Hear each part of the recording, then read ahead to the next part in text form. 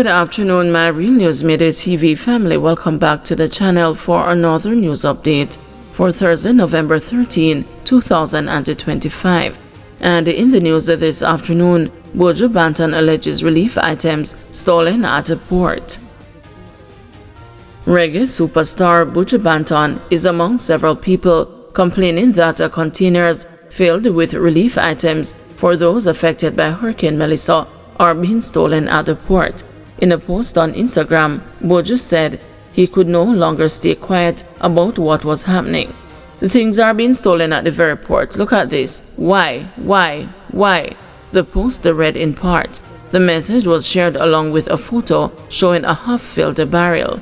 Other social media users shared similar stories, saying their barrels and containers with items have gone missing or arrived half empty. The Jamaica Customs Agency had launched a contactless clearance project in 2023 to help stop theft and improve how goods are handled. Under this project, customs officers who handle packages are required to wear body cameras. Speaking about the project at the time, project manager Kingsley Henry explained, "What we are doing now is that we are changing the process, and all that needs to happen is for your shipping agent to submit the documentation to customs to get the duty assessment and to work with you for you to pay your duties and to pay whatever other charges you may have. And once you have paid the customs charges, then customs is in a position to inspect your cargo, and then your agent will inform you, or you can go onto our track and trace portal on our website, or you can use the customs mobile app and put in your declaration number, and that will allow you to track." Efforts to contact the Jamaica Customs Agency for a comment on the matter proved futile up to publication time. Forensic officer clueless who touched Donnelly's toothbrush before it got to lab. While under cross-examination on Wednesday in the murder trial of Constable Noel Maitland, a senior forensic officer was unable to give details on the chain of custody of a toothbrush allegedly belonging to Donnelly Donaldson. Donaldson, 2022, is presumed dead, and the person being tried for murder in the Home Circuit Court in Kingston in relation to the disappearance of the social media influencer and entrepreneur is her policeman boyfriend, Maitland. Maitland is also on trial for preventing the lawful burial of a corpse. Prosecutors are depending on a host of circumstantial evidence, including blood found on at least 3 items inside Maitland's Chelsea Manor apartment in St. Andrew. Maitland's apartment was the last place Donaldson was seen. The forensic officer confirmed on Tuesday during examination in chief that the blood found on the items inside matched the DNA of Donaldson.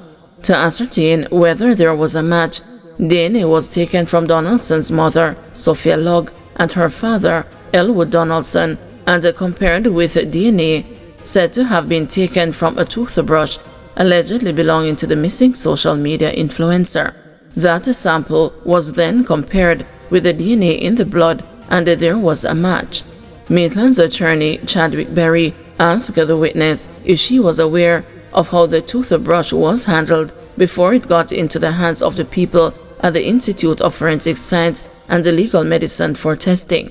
She said she was not aware and that she was not able to say who touched it or when they touched it prior to it being delivered to the lab. The forensic science officer said that DNA can be found in blood that is expelled from a woman's body during natural bodily functions. She said that it was possible for a person with sweaty hands to transfer DNA if they touch a lectern. It is possible, however, there are factors that would determine whether or not a transfer took place, such as the surface that contact was made with, the length of contact, as well as the fact that individuals vary in the rate at which they shed skin cells. She proceeded cautiously when addressing whether or not DNA could be transferred to a doorknob and then from the doorknob to another person. "I have to proceed with caution in how I proceed in answering those questions. There are factors that influence whether transfer of DNA occurs. Without testing and knowing the particulars, and without assessing those factors, I am unable to speak on whether such an event could take place. Living in her car, Beeson Spring woman struggling after Melissa adds to woes. As she sat quietly in the front seat of a parked car on the compound of Salem Primary School in Beeson Spring, Westmoreland, Anne-Marie Warren's pain was impossible to hide.